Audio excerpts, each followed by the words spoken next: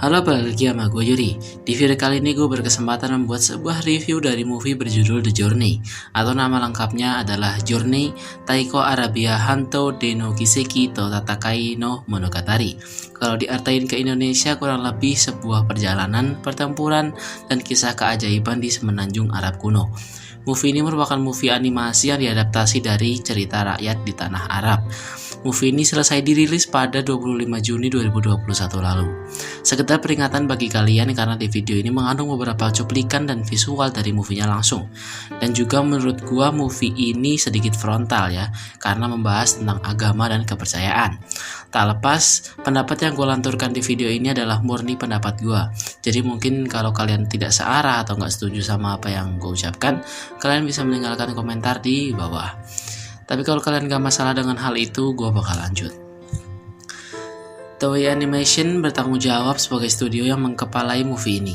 Pas gue nonton movie ini, jujur ini pengalaman baru bagi gue karena emang dialog yang ada di sepanjang movie merupakan bahasa Arab, menggunakan bahasa Arab.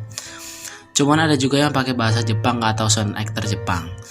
Tapi ciri khas visualnya anime banget sih, ya namanya juga animasi.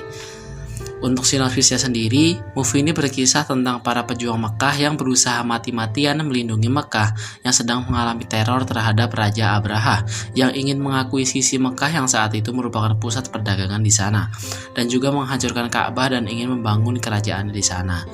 Buat kalian yang muslim mungkin menyadari ya bahwa cerita dari movie ini sendiri merujuk ke sebuah surat yang ada di kitab suci Al-Quran. Cuman tenang aja, menurut gue di movie ini gak ada yang namanya unsur menjelekkan atau merendahkan agama Islam. Bahkan banyak banget kelebihan yang gue temuin di movie ini.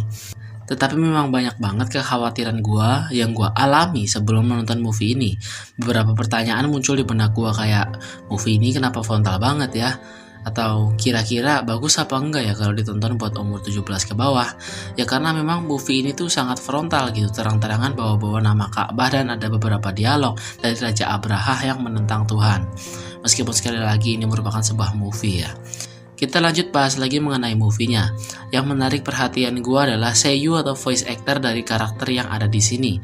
Ketika gue lihat, ada nama Yuichi Nakamura sebagai Aus dan juga Hiroshi Kamiya sebagai Zurara. Buat yang gak tahu, Yuichi Nakamura adalah sosok di balik layar yang memerankan Mumen Rider di anime One Punch Man dan juga Tomoya di anime Clannad.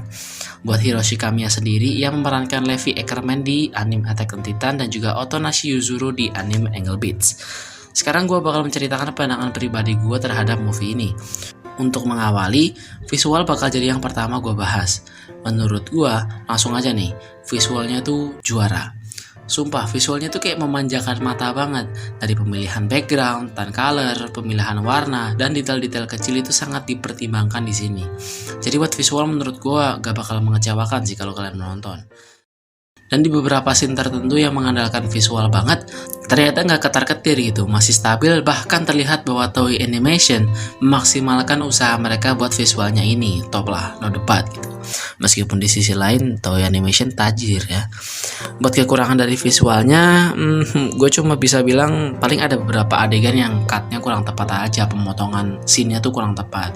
Cuman itu nggak masalah bagi gue. Selanjutnya dari segi konsep, dari cerita, pengenalan karakter, konflik, tempat yang dipilih, overall udah bagus. Dan yang ketiga, penokohan. Ya memang sih dari voice actor yang gue sebutin sebelumnya udah mewakili bahwa movie ini tuh gak main-main tentang siapa aja yang ada di balik layar. Apakah ada kritik atau saran? Menurut gue ada beberapa sih. Memang karakternya di sini tuh nggak berlebihan dan juga pas-pas aja gitu. Tapi menurut gue kurang aja sih sama karakternya dan juga waktu tuh banyak dihabiskan buat bertarung. Ya sebenarnya juga bukan masalah. Cuman kurangnya karakter di sini membuat gue merasa kayak kurang dalam aja kesannya. Jadi orang ini tuh keluarganya siapa, temennya siapa, di situ gue nggak tahu. Cuman itu semua tertutup ya sama cerita yang diberikan. Kemudian gak lepas gue bakal bahas cerita atau plot yang dimainkan. Di luar bahasan tentang agama, movie ini layak ditonton oleh semua kalangan ya menurut gue. Karena ada beberapa kisah-kisah dan juga teladan-teladan yang dapat memotivasi kita agar lebih baik. Banyak cerita kenabian yang dicantumkan di sini, antara lain cerita Nabi Nuh, Nabi Musa, dan lain-lain.